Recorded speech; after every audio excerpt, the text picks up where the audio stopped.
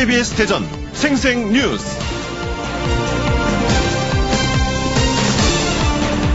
여러분 안녕하십니까? 8월 26일 월요일 KBS 대전 생생뉴스 방석준입니다. 그리스어에는 사랑을 나타내는 말이 여러 가지가 있습니다. 특히 사랑의 격을 나타낼 때 에로스와 필로스 그리고 아가페라는 단어를 씁니다. 인간에게 이 세 가지 사랑은 복합적으로 나타납니다. 내 자식만 사랑하는 것이 에로스라면 내 민족을 위하는 마음은 필로스며 일면식도 없는 아프리카의 아이를 내 자식처럼 여기는 것이 아가페라고 쉽게 설명하기도 합니다. 또 부부간의 에로스적 사랑이 식어갈 때 그 관계를 유지시키는 것은 우정의 형태로 나타나는 필로스랍니다. 더 나아가 아가페에 가까운 사랑을 실천한 사람일수록 역사는 위인이라는 칭호를 붙여주고 전 세계인들이 그의 삶과 정신을 기립니다. 아가페의 꿈을 모두가 꿀 때 그 사회는 진정한 선진 사회가 될 겁니다. KBS 대전 생생뉴스, 먼저 이 시각 헤드라인 뉴스입니다. 충남 서북부 지역에 물을 공급하는 보령댐이 가뭄 주의 단계에 진입했습니다.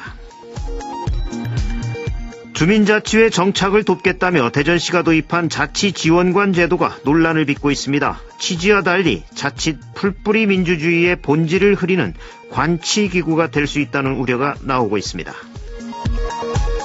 지금도 일본 정부는 위안부의 존재를 부정하고 있습니다. 공주의 한 고등학교 학생들이 일제의 위안부 만행을 알리는 영상을 제작해 버스 정류장에 광고를 실어 화제가 되고 있습니다.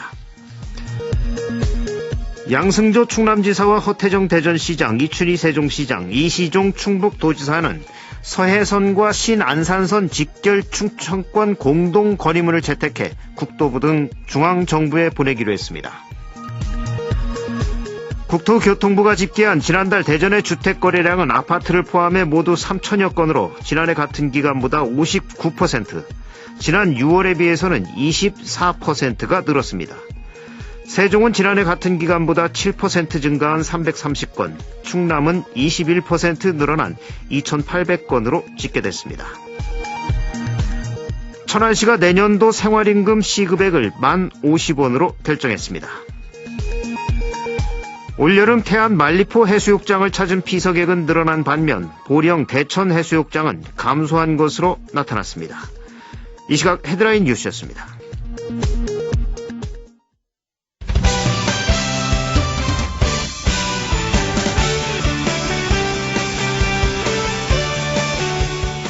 뉴스브리핑 순서입니다. KBS 대전 보도국의 송민석 기자 나와 있습니다. 송 기자 안녕하세요. 네, 안녕하십니까. 송 기자, 공주의 한 고등학교 학생들이 일제의 위안부 만행을 알리는 영상을 제작했다고요. 그렇습니다. 공주의 버스 정류장에 가면요, 일본군 위안부 피해 여성들의 아픔을 위로하는 광고를 볼 수 있습니다. 일본 전범기 아래로 피해 여성들이 끌려가거나 아니면 이영만리 타지에서 비참하게 살아야 했던 이들의 사진들이 이렇게 쭉 재생이 되는데요. 위안부 할머니들의 아픔을 기억하기 위해 공주고 학생 동아리가 기획한 광고 프로젝트 영상입니다. 네. 학생 동아리 이름이 나비의 꿈이라고 하는데요.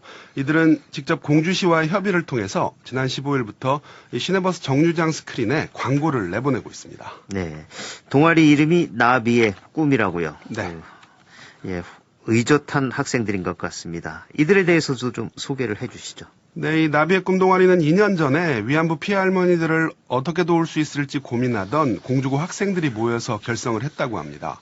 위안부 피해자를 상징하는 나비 배지 판매, 그리고 바자회 수익금 등을 통해서 버스 광고를 실기도 했고요. 로고 라이트를 제작해서 시내 곳곳의 밤거리를 위안부 역사를 기억하자는 문구로 비추기도 했습니다. 이 많은 사람들이 위안부의 슬픈 역사에 대해 잘 모르고 또 그 의미가 잊혀지는 걸 막기 위해서다. 이 학생들의 설명인데요. 이들을 지도하는 지도교사 역시 오히려 자신이 많이 배우고 성장하는 계기로 삼고 있다면서 학생들을 칭찬했습니다. 이 학생들은 앞으로 교육청 등과 협의해서 관공서 홈페이지와 영화관 스크린 등 이렇게 영역을 넓혀나갈 계획을 갖고 있다고 하는데요. 일본의 진심 어린 사과가 있을 때까지 활동을 이어갈 계획입니다. 네, 공주의 장한 고등학생들이군요. 나비의 꿈, 그 꿈 꼭 실현되길 빕니다. 충남 서북부 지역의 젖줄이죠. 이 보령댐의 저수율이 심각하다는 소식 여러 차례 전해드렸는데 이젠 금강물을 끌어다 써야 할 정도로 더 심각해졌다고요.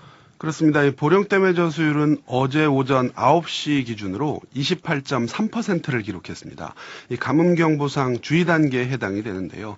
이 비가 오지 않으면 오늘이나 내일쯤 이 저수율이 가뭄 경계 단계인 27.97%까지 떨어질 전망입니다. 네. 이렇게 되면 용수공급 계획상 금강을 연결하는 도수로를 가동해서요. 이 보령댐에 하루 11만 톤씩 금강물을 공급하게 됩니다. 이 도수로를 가동하면 내년 봄 갈수기 전까지 생활공업용수 공급에는 차질이 없을 거다. 충남도가 이렇게 설명을 했는데요. 하지만 최근 몇 년 사이에 보령댐 저수율이 바닥을 치는 경우가 계속 이어지고 있거든요. 그렇기 때문에 이 서북부 주민들의 불안감이 커지고 있습니다. 예. 이처럼 용수 확보에 비상이 걸리면서 농민들이나 보령시 등이 물 절약 운동까지 벌이고 있는데 그런데 이 보령화력이 보령댐 방류수의 4분의 1을 사용하고 있다고요. 말씀하신 대로입니다. 이 보령댐 물 부족 현상이 심화가 되면서 농민들도 이 농업용수 절약에 나섰고요. 보령시와 지역 공공기관, 학교 등도 절수운동에 동참하고 있습니다. 문제는 이 보령댐 하류에 취수장을 둔 보령화력인데요. 화력발전소를 운영하면서 매일 보령댐 방류량의 4분의 1, 25%에 달하는 14,000여 톤의 물을 끌어다 사용하고 있습니다. 네. 이 농민과 시민들이 아무리 물을 아껴 써봐야 보령화력이 물 사용량을 줄이지 않으면 소용이 없는 상황인데요. 이 보령화력은 이와 관련해서 보령댐 수위가 이번 주 경계 단계까지 떨어지면 물 사용량을 줄이겠다 이런 입장을 밝혀왔습니다. 이 발전소 운영상 막대한 물을 가져다 쓰는 걸 탓할 수는 없겠죠. 그렇지만 이 사용처가 워낙 집중돼 있다 보니까 걱정이 되는 것도 사실인데요. 이런 가운데 충남도는 태안과 당진 등 다른 화력발전소에도 물 절약 협조를 요청했습니다. 네, 이 미리미리 절약하면 나중에 극복하기도 쉬울 겁니다. 보령 화력도 좀 물을 아껴 쓰면 좋겠습니다. 주민자치의 정착을 돕겠다며 대전시가 도입한 자치지원관 제도가 오히려 관치기구가 될 수 있다. 이런 논란이 빚고 있다고요. 어떤 내용이죠? 네, 이 대전시는 올해 초에 8명의 자치지원관을 선발했습니다. 원신흥동 등 8개 동에 시범 도입된 주민자치회라는 게 있는데요. 이 주민자치회의 구성과 운영을 돕겠다. 그런 취지입니다. 이 주민자치회는 주민들 스스로 풀뿌리 민주주의를 실천하도록 여러 업무를 맡게 되는데요. 이 자치지원관을 채용한 건 2년 전 서울시에 이어서 대전시가 전국에서 두 번째입니다. 문제는 이 주민자치회에서 선발해서 무보수로 활동하는 자치회장과 달리 자치지원관은 이 구에서 직접 뽑고요. 또 연간 3천만 원 정도의 보수도 지급이 된다고 합니다. 네. 이 채용 방식이나 연봉, 업무 등도 주민이 아닌 행정기관에서 직접 결정을 한 것이라서요. 그런 논란이 일고 있습니다. 네. 자치를 하라면서 관치의 형식을 빌리는 꼴이네요. 이 자치라는 건 스스로 알아서 하는 거 아닙니까? 그렇습니다. 똑같은 비판이 학계에서도 나오고 있습니다. 이 행정기관의 과도한 개입으로 주민자치회의 근간을 흔들 수 있다. 이런 우려가 커지는 건데요. 이 예산을 가지고 주민자치회가 직접 알아서 하면 되지 지원관이 나가서 지도를 해야 된다는 건 어떤 정치적인 목적이 의심된다는 겁니다. 이 때문에 야당도 자기 사람 챙기기다 이러면서 강하게 비판하고 있는데요. 네. 특히 자치지원관 업무 성격상 시민단체 출신이 대부분인데요. 이들을 견제할 주체가 없는 것도 문제 중에 하나로 꼽힙니다. 이 대전시는 이에 대해서 갓 출범한 주민자치의 효율적인 운영을 위해서 한시적으로 도입한 제도이다 이렇게 선을 그었는데요. 그러면서 자치지원관을 추가 선발할 계획은 없다면서 확대 해석을 경계했습니다. 예. 자치지원관의 자격 조건은 또 뭔지 궁금하네요. 이 지원을 해야 자치가 가능하다고 본다면 국민들의 수준이 아직도 그렇다고 보는 건지. 국민들의 수준을 좀 너무 낮게 본 게 아닌가 예. 그런 생각이 좀 들죠. 또 꼭 필요하다면서 그렇다면 계속 뽑아야지. 또 추가 선발 계획은 없다. 예. 이것도 이상하네요. 예, 앞뒤가 좀 안 맞는 것 같습니다. 예. 마지막으로 밤새 들어온 사건 사고 있습니까? 네, 어젯밤 0시쯤에 당진의 한 원룸에서 불이 났습니다. 4층 원룸 4층 건물 3층에서 불이 났는데요. 이 불로 입주민 3명이 연기를 들이마셔서 병원으로 옮겨서 치료를 받았습니다. 경찰과 소방당국은 정확한 원인을 지금 파악하고 있습니다. 네, 뉴스브리핑 송민석 기자였습니다. 수고하셨습니다. 수고하셨습니다. 오늘의 생생정보입니다. 홍성군 결성면 한용운 선생 생가지에 위치한 만해문학체험관이 3.1운동 100주년 한용운 선생 탄신 140주년을 기념해 내년 6월까지 만해 한용운의 말과 글이라는 주제로 특별전을 열고 있습니다. 충청남도가 오늘부터 다음 달 22일까지 일선 시군에서 관리하는 인도시설 1400km를 한시적으로 개방하기로 했습니다. 대전시는 오늘부터 다음 달 3일까지 전문예술법인 단체 지정신청서를 접수합니다.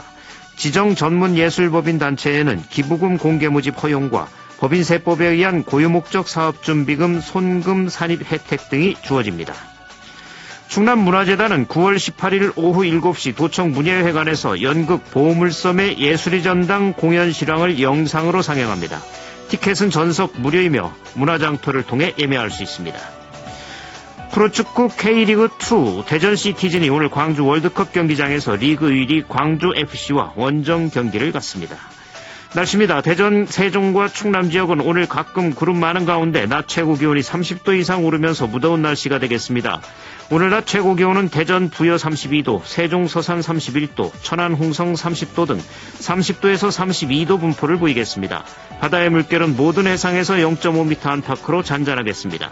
내일은 대체로 구름 많다가 충남 남부 지역 중심으로 새벽부터 아침까지 비가 내리겠습니다. 예상 강우량은 5에서 30mm입니다. 지금까지 생생정보였습니다.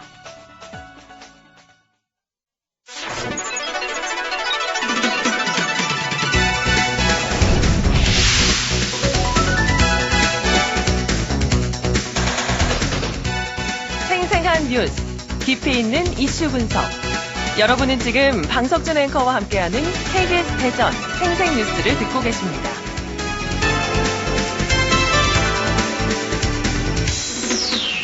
일본의 수출 규제로 인한 피해가 구체화되고 있는 가운데 지금이라도 원천 기술 확보를 위해 연구 현장의 부담을 덜어주는 법 개정이 필요하다는 목소리가 국회에서 나왔습니다.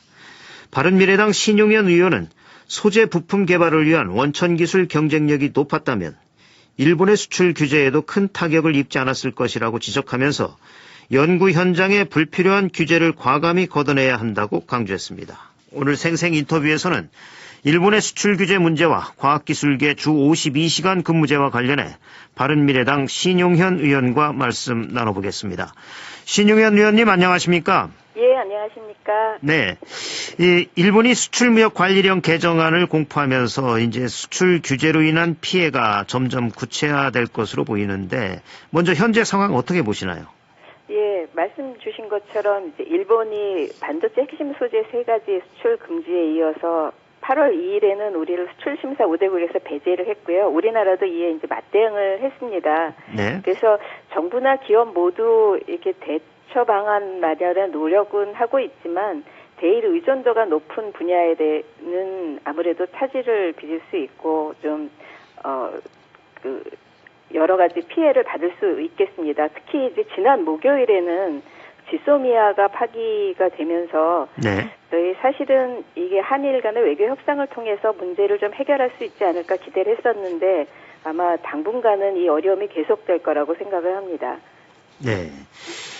특히 국산화율이 낮은 탄소 섬유와 불화수소 등 이 화학물질이 수출 통제 우려 품목에 가장 많이 포함돼서 피해가 클 것이다. 이렇게 예상이 되고 있는데 우리 산업이나 연구 현장의 피해는 어떻게 예상하십니까? 사실 처음에 그 수출 통제 품목으로 들어갔던 제품에 대해서는 일본이 수출 허가를 내준 것도 있고 또 이제 기업들이 대체 수입처를 찾으면서 수입 통제가 되더라도 시간이 흐르면 극복을 할 수 있다 이런 얘기들도 나오고 있습니다. 하지만 네. 이게 적어도 단기적으로는 제품 생산이나 연구에 타격을 받을 수밖에 없고요. 대처 방안을 찾더라도 그 테스트나 공정 전환에는 시간도 걸리고 비용도 많이 들기 때문에 아무래도 피해가 많아질 수밖에 없습니다. 또 이제 더 중요한 것은 이게 언제 어떤 품목이 어떤 제품이 수출 통제에 걸릴지 모르기 때문에 네. 기업들의 사업이 이렇게 불확실성이 훨씬 더 커지게 되고요. 또 이제 그러다 보니까 기업들은 이제 설비 투자나 어떤 공격적인 사업 계획을 수립할 수가 없게 되는 것이 더 큰 문제라고 생각을 합니다. 예. 게다가 이제 대기업은 나름대로의 어떤 대처 방안을 만들 수는 있는데 중소기업 중앙회에서 조사를 한 거를 보면 중소기업은 이런 화이트리스트 제외에 대한 대비가 전혀 어떻게 할 수가 없다 하는 게 50%가 넘고 있어서요. 특히 중소기업 분야에 대해서는 많은 피해가 있지 않을까 좀 우려를 하고 있습니다. 예. 항상 이렇게 어려움이 올 때마다 피해는 또 어려운 사람들, 어려운 네, 기업들이 그렇습니다. 먼저 겪게 되는 거죠. 예. 이번 일본의 수출 규제 사태와 관련해서 소재 부품 분야의 원천 기술 개발이 미흡했다 이런 지적이 많은데 이 부분은 어떻게 보십니까? 사실 이제 모든 부품이나 소재를 우리나라에서 자체 개발한다는 것은 있을 수도 없는 일이고 또 이제 효율성에도 문제가 있는 것이 사실입니다. 네. 그렇지만 이게 원천 기술을 가지고 있어서 어떤 제품이나 어떤 부품이나 어떤 소재가 되든지 뭐 이렇게 이 문제가 생겼을 때 빠른 시간 안에 이렇게 메이크업 할 수 있다 하는 그런 것들이 알려지면 네. 상대방이 이제 이번 일본의 수출 규제처럼 그런 행동을 할 수가 없겠죠.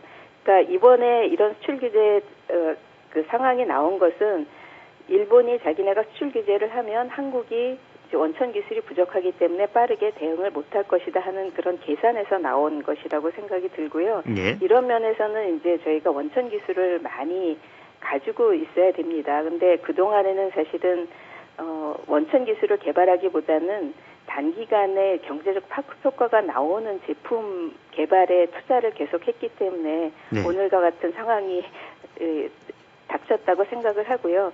앞으로는 이제 이번 사태를 전화위복 기회를 삼아서 좀 장기간 한 분야의 기술 축적을 해서 이렇게 만들어지는 원천 기술 확보에 노력을 했으면 좋겠습니다. 예, 사실 그동안 당장 돈 되는 연구를 하라 뭐 이런 분위기가 강했죠. 예, 그런 것이 굉장히 강했습니다. 예. 그러니까 기존에는 뭐 그 연구비가 지원을 대부분 3년 단위로 하거든요. 네. 그래서 3년이 되었을 때 경제적인 파급 효과가 얼마인지를 이제 증명할 수 있는 그런 사업들의 R&D가 투자가 많이 됐었기 때문에요. 네. 원천 기술 개발처럼 이제 장기간 그 기술 개발을 해야 되는 곳, 그다음에 당장 수요처를 바라보기보다는 어떤 기술을 쌓아가는 그런 과정에 대해서는 연구비 투자를 잘 안 한 것이 사실입니다. 그게 네. 이제 이번의 문제의 그 근원이라고 생각을 합니다. 네. 실제로 우리 산업과 연구 현장에서도 이 소재 부품 국산화의 필요성에 대해서는 인지를 하고 있었을 텐데 예, 그렇죠. 그동안 이게 이루어지지 못한 원인은 어디에 있다고 보십니까? 그러니까 아까 말씀드렸던 것처럼 이제 사실은 2001년에도 소재 부품 국산화 사업이 크게 대대적으로 있었고요. 네. 2011년에도 이제 세계 인류 소재 개발 사업 같은 것들이 있었습니다. 그런데 역시 이때도 말씀드렸던 것처럼 이제 우리 R&D는 상대적인 평가를 하게 되어 있고요. 네. 또 이제 기간 내 성과가 입증될 수 있는 것을 연구하도록 되어 있기 때문에 이런 이제 원천 기술에 대한 것은 개발을 잘 못했고요. 또 한 가지는 이번에 이제 반도체 관련된 것들이 많이 이렇게 소재들이 수출 규제에 걸렸잖아요. 네. 근데 이제 이런 부분은 이제 민간이 강한 그러니까 최종 업체들이 민간이 강한 분야이기 때문에 왜 국가가 뭐 그쪽에서 예를 들면 삼성이나 하이닉스에서 사용될 것까지 국가가 개발해 줄 필요가 있느냐 뭐 이런 논리가 많이 작용했던 것도 사실이에요. 근데 네. 사실은 삼성에 그 투자를 하는 것이 아니고 삼성을 수요처로 하는 중소 중견기업, 소재기업, 부품기업에 투자를 했었으면 되는 건데 이제 그런 것들을 약간 뭐라 그러나요? 오해가 있었다고 하나요? 이게 개발되면 쓸 곳은 결국 뭐 삼성이나 하이닉스나 LG나 이런 대기업에서 쓸 건데 그걸 왜 국가가 R&D를 하느냐 뭐 이런 것들이 있었고 네. 또 업체에서는 업체 나름대로 그 업체들은 자기네들이 이익을 내는 업체이기 때문에 굳이 국산품을 개발하는 노력을 안 하고 이제 외국에서 조달해서 쓰면 된다고 생각했었고 이랬기 때문에 거의 공백이 생겼던 것 같습니다. 예. 대기업은 대기업대로 사다 쓰면 편한 건데 그렇죠. 굳이 예. 뭘 개발을 하냐 뭐 이런 기조도 좀 있었죠. 예, 그렇죠. 예. 지금이라도 이 산업과 연구 현장에서는 원천 기술을 개발을 하고 또 정부의 적극적인 지원도 이루어져야 하는데 예. 문제는 연구 현장에 적용되는 과도한 규제가 걸림돌이 되고 있다고요. 어떤 내용인가요? 뭐 사실은 여러 가지 규제가 있을 수 있는데 이제 지금 현재로 제일 문제되는 거는 이제 주 52시간 근무 같은 것들이 이제 문제가 되고 있고요. 예. 그다음에 이제 화평법, 화관법 같이 이렇게 연구 현장을 잘 모르고 만들어진 법들이 규제로 작용되는 경우들이 있습니다. 또 더 나가서는 이제 R&D 시스템으로 보면 그 연구실의 그 연구 결과를 예. 그 산업체에 연결해주는 그런 링크할 수 있는 프로그램의 부재 뭐 이런 것들이 있고요. 그래서 이런 것들을 잘 하려면 사실은 그 연구자들의 자율성을 좀 높여줬으면 좋았는데 네. 그동안은 이제 자율적이기보다는 이제 일률적인 규제가 더 많았었거든요. 그래서 네. 그런 것들이 좀 문제가 되고 있습니다. 예. 연구를 조장해주는 것보다는 관리가 편하게. 그렇죠. 그런 주로 편의적으로 이제 관리 위주로 가 있었죠. 예, 그렇게 돼 있었죠. 특히 의원님이 그 주 52시간 근로제, 이게 정부 출연 연구기관의 연구 자율성을 침해할 수 있다는 우려를 제기를 하셨는데, 구체적으로 네. 어떤 문제점이 있나요? 그러니까 제가 이제 이 얘기를 하면 많은 분들이 오해를 하시는 게, 네. 그러면 뭐 연구소는 많이 이렇게 오랜 장시간을 부려먹어도 되냐, 뭐 이렇게 얘기하시는 분들도 있는데 그건 아니고요. 예. 사실은 그 연구라는 것들은 실험이나 뭐 아니면은 이론도 마찬가지지만 이렇게 몰두를 해야 되는 시간이 있습니다. 그리고 그렇겠죠. 실험 같은 거는 이렇게 물리적으로 시간을 출퇴근 시간에 맞춰서 딱딱 끊을 수 없는 경우가 훨씬 더 많습니다. 뭐 장시간 뭐 예를 들어서 30시간 무슨 테스트를 한다 그러면 이게 이제 거의 뭐 1박 2일 동안 거의 풀로 실험 과정을 지켜봐야 되는 경우도 있고요. 변화 추이도 봐야 되니까요. 그렇죠. 그런 예. 것들이 많고, 그 다음에 이제 막바지에 어떤 결과를 내기 위해서는 정말 밤낮을 잃고 이제 거기에 몰입해야 되는 경우가 많거든요. 네. 근데 지금 이제 주 52시간 제도의 맹점은 뭐냐 하면 스스로 이렇게 몰입을 하거나 하더라도 주 52시간 근무하는 거가 넘어가면 그 사업주나 기관장이 처벌을 받게 돼 있어요. 그렇죠. 예, 그래서 그런 것들은 좀 문제가 있다고 생각을 하는 거죠. 그러니까 어떤 자기 하는 일의 특성이 있기 때문에 연구자 같은 경우는 일종의 전문직이잖아요. 그러니까 예. 전문인들이 자기 그 스케줄에 따라서 일하는 거는 자율성을 줘야 되는데 이게 주 52시간제를 함으로 해서 이게 자율성을 거꾸로 이제 침해하고 또 이게 어떻게 보면 근로자를 보호하는 것처럼 얘기가 되지만 연구 현장에서는 이게 근로자를 보호하는 게 아니고 네. 일하는 패턴을 망가뜨리는 일일 수 있거든요. 그래서 이런 것은 훨씬 더 유연하게 적용을 해야 된다고 생각을 합니다. 네. 주 52시간제 도입의 원칙은 인정을 하시지만 그렇죠. 예. 이 연구 현장 같은 특수한 경우에는 좀 자율성을 줘야 된다 이런 말씀이신 거죠. 그렇죠. 자율성을 주고 또 유연하게 적용을 해야 된다고 생각을 합니다. 예. 그 연구 현장의 주 52시간 근로제 그러면 어떻게 개선해야 한다고 보십니까?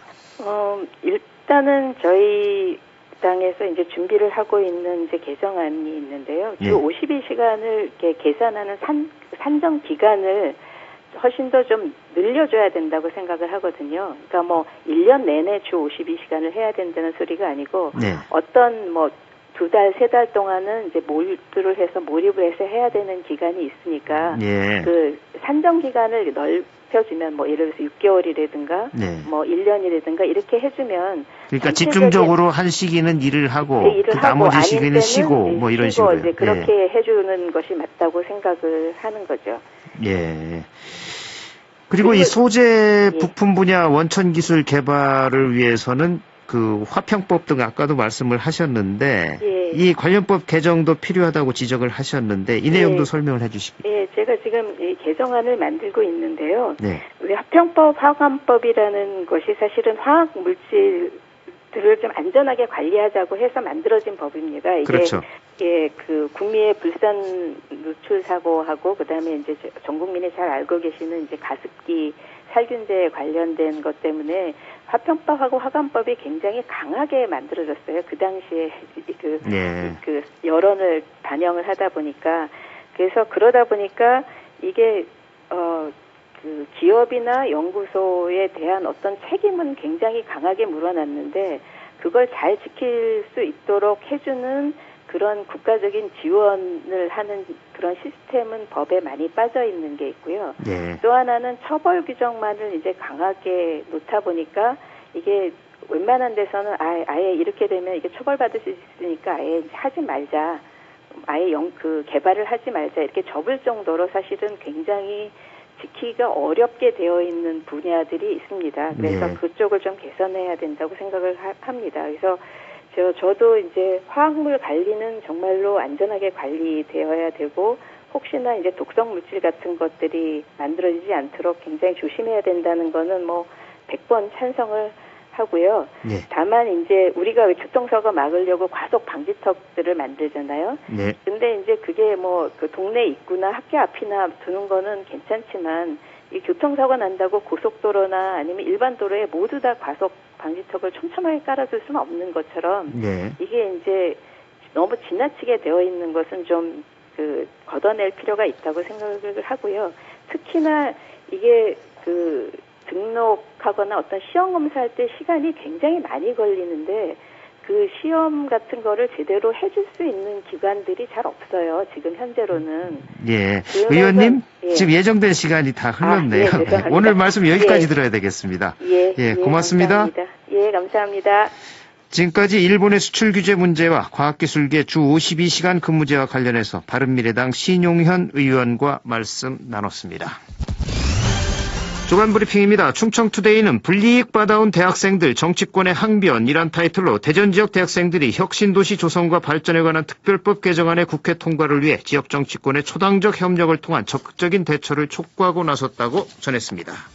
KBS 대전 생생뉴스 기술의 정아웅, 구성 조미연, 제작과 진행의 방석준이었습니다. 8월 26일 월요일 방송 여기서 마칩니다. 행복하고 평화로운 하루 보내시기 바랍니다. 내일 다시 뵙겠습니다.